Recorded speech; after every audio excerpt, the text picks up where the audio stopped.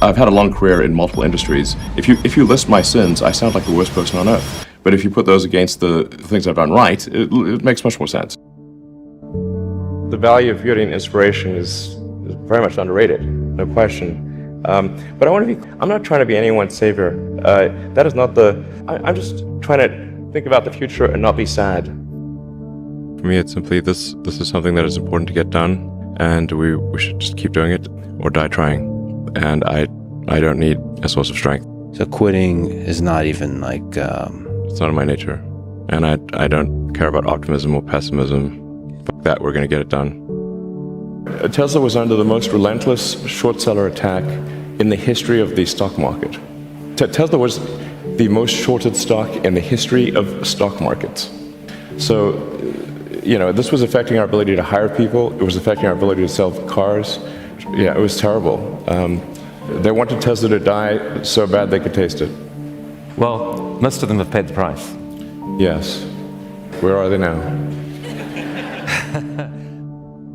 Just work like hell. I mean, you just have to put in, 80 to 100 hour weeks every week.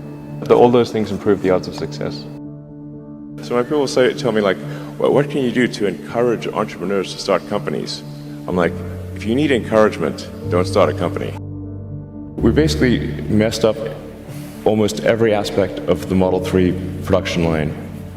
From cells to packs to motors, body line, the paint shop, final assembly, everything. Everything was messed up. I lived in the Fremont and Nevada factories for 3 years, fixing that production line, running around like a maniac through every part of that factory, living with the team. Yeah. I slept on the floor so that the team who was going through a hard time could see me on the floor, that they knew that I was not in some ivory tower. Whatever pain they experienced, I had it more. I mean, there wasn't any other way to make it work. There were 3 years of hell. 2017, 18, and 19 were 3 years, the longest period of excruciating pain in my life. There wasn't any other way. And we barely made it, and we were on the ragged edge of bankruptcy the entire time. Do you feel that this challenge of figuring out the new way of manufacturing, you actually have an edge now, that it's different, that you've figured out how to do this? At this point, I think I know more about manufacturing than anyone currently alive on Earth. Yeah. I can tell you how every damn part in that car is made. But I'm not afraid of dying. I think it will come as a relief. So, although you may not be able to see the vision of SpaceX come true in your life. Well, I'd like to live long enough to see that. Being at a net worth of 230 billion, roughly, being perceived as the richest person. Do you know John Law? I don't know. John Law used to be the richest person on earth 300 years ago. Okay. He was a poker player, a gambler. He was the biggest art collector on earth, so a lot of superlatives. Wow. In the end, he went bankrupt. What? That's a pretty far to fall. Did you ever thought about that option, that something could go wrong and that you could one day lose everything? I mean, there's been many times where I expected to lose everything. Not, I mean, who starts a car company and a rocket company expecting them to succeed? Certainly not me. I thought they both had less than a 10% chance of success. If I go bankrupt, fine, whatever. I don't care. So many people so many young people actually, from across the globe. If you have an advice to them, young people globally who want to be like Elon Musk, what's your advice to them? I think that probably they shouldn't want to be. You? I think it sounds better than it is. Okay. Yeah, it's not as much fun being me as you'd think. It could be worse for sure. Yeah, I mean, it's really hard starting a company. I mean, you have to basically be prepared to work constantly, from when you wake up to when you go to sleep. You have to be willing to deal with a lot of difficult problems and thorny problems. You have to be willing to deal with an enormous amount of stress. And you just got to push yourself super, super hard. I wouldn't recommend it for most people. No. Try to be useful. Do things that are useful to your fellow human beings, to the world. It's very hard to be useful. Very hard. Are you contributing more than you consume? Try to have a positive net contribution to society. I think that's the thing to aim for. Not to try to be sort of a leader just for the sake of being a leader or whatever. A lot of times, the people you want as leaders are the people who don't want to be leaders. So, if you can live a useful life, that is a good life. A life worth having lived. I would encourage people to use the mental tools of physics and apply them broadly in life. SpaceX, Tesla, Neuralink, and Boring Company are philanthropy. If you say philanthropy is love of humanity, they are philanthropy. Tesla is accelerating sustainable energy. This is a love of philanthropy. Right. SpaceX is trying to ensure the long-term survival of humanity with multi-planet species. This is love of humanity. Neuralink is to help solve brain injuries and existential risk with AI, love of humanity. Boring Company is trying to solve traffic, which is hell for most people, and that also is love of humanity. I'd encourage people to read a lot of books. Just basically try to ingest as much information as you can, and try to also just develop a good general knowledge. So you at least have like a rough lay of the land of the knowledge landscape. Try to learn a little bit about a lot of things. Because you might not know what you're really interested in. How would you know what you're really interested in if you at least aren't doing a peripheral exploration of broadly of the knowledge landscape? And talk to people from different walks of life and different industries and professions and skills and occupations. Just try to learn as much as possible. Man's search for meaning. Isn't the whole thing a search for meaning? Yeah, what's the meaning of life and all, But just generally, like I said, I would encourage people to read broadly in many different subject areas, and then try to find something where there's an overlap of your talents and what you're interested in. So people may be good at something, or they may have skill at a particular thing, but they don't like doing it. Mm-hmm. So you want to try to find a thing where that's a good combination of the things that you're inherently good at, but you also like doing. When you had that third failure in a row, did you think, I need to pack this in? Never. Why not? I don't ever give up. I mean, I'd have to be dead or completely incapacitated.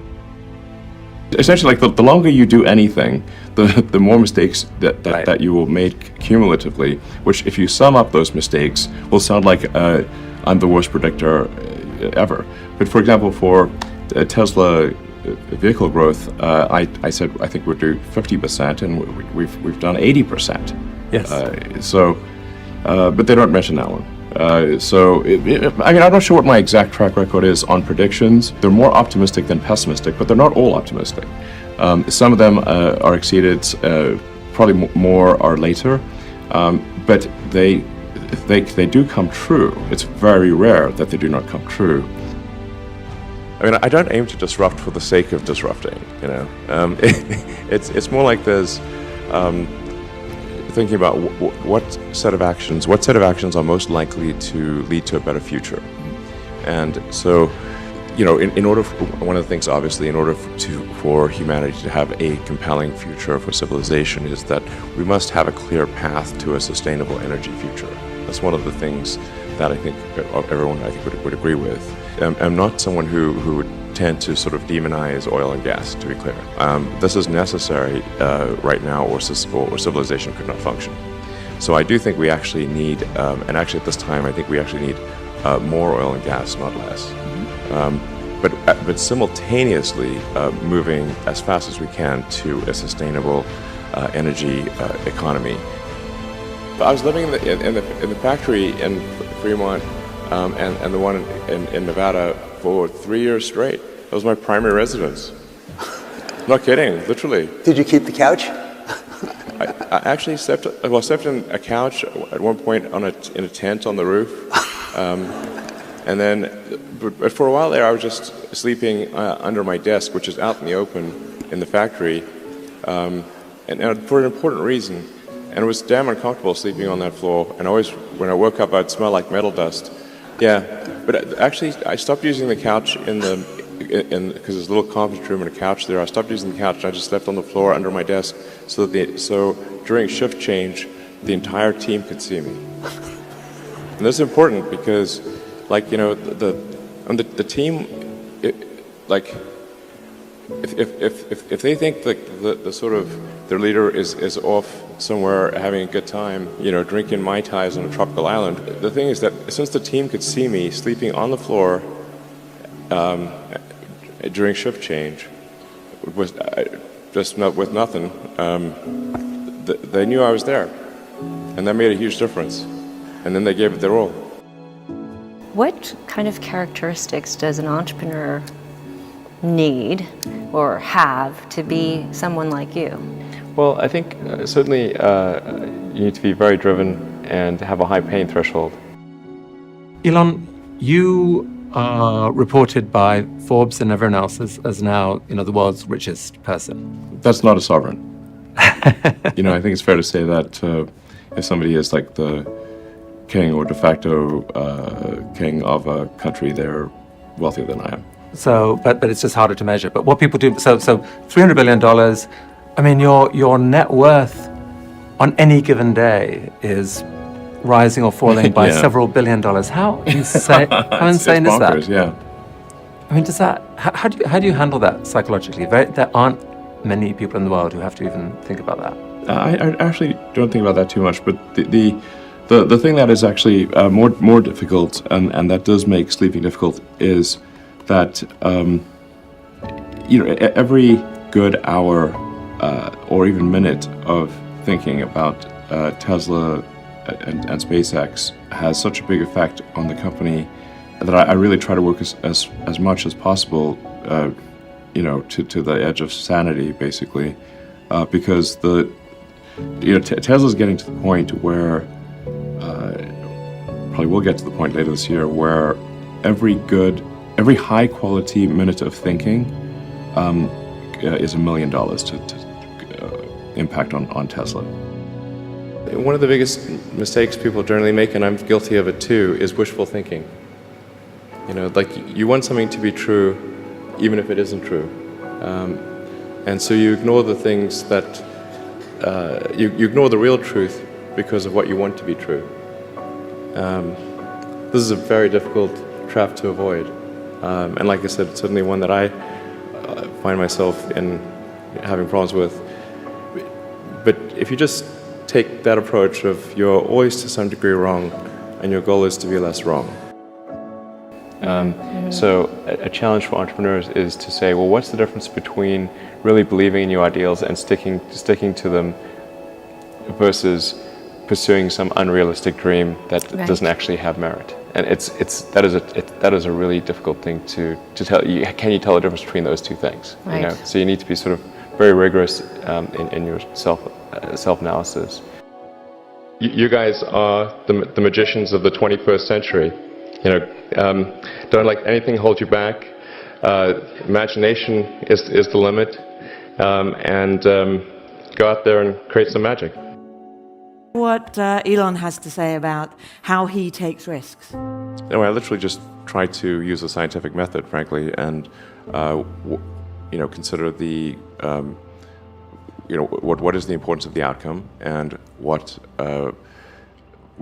is one risking in order to achieve that outcome. And but like I said, if the outcome is important enough, even if the probability of success is low, one must, I think, still do it.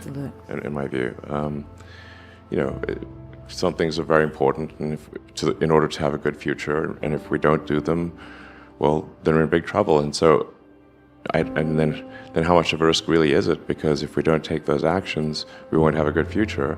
And I think the riskiest thing would be no action. Put a lot of stock and certainly have a lot of respect for someone who puts in an honest day's work to do useful things. And just generally to have like not a zero-sum mindset, or like have more of a grow the pie mindset. Like if you sort of say like when we see people like perhaps including some very smart people kind of taking an attitude of like doing things that seem like morally questionable, it's often because they have at a base sort of axiomatic level a zero-sum mindset, and they, without realizing it, they don't realize they have a zero-sum mindset, or at least they don't realize it consciously. And so if you have a zero-sum mindset, then the only way to get ahead is by taking things from others. If it's like if the pie is fixed, then the only way to have more pie is to take someone else's pie. But this is false. Like obviously the pie has grown dramatically over time, the economic pie. So in reality, you can have to overuse this analogy. You can have there's a lot of pie. Yeah, pie is not fixed. Yes. So you really want to make sure you're not operating without realizing it from a zero-sum mindset, where the only way to get ahead is to take things from others. Then that's going to result in you trying to take things from others, which is not good. It's much better to work on adding to the economic pie. So when I interview somebody, my interview question is always the same. I said, tell me the story of your life and the decisions that you made along the way and why you made them. And also tell me about some of the most difficult problems you worked on and how you solved them. And that question I think is very important, because the people that really solved the problem, they know exactly how they solved it. They know the little details. And the people that pretended to solve the problem, they can maybe go one level and then they get stuck. Are you happy at the moment? I think there's degrees of love, but certainly for one to be fully happy, I think you have to be happy in work and happy in love. I suppose I'm medium happy. There are degrees of happiness. Can love for projects, for work, compensate love among people? I think love of work, in my experience, can at best make one halfway happy. What was your biggest challenge in life? One of the biggest challenges, I think, is making sure you have a corrective feedback loop, and then maintaining that corrective feedback loop over time, even when people want to tell you exactly what you want to hear. Okay. That's very difficult.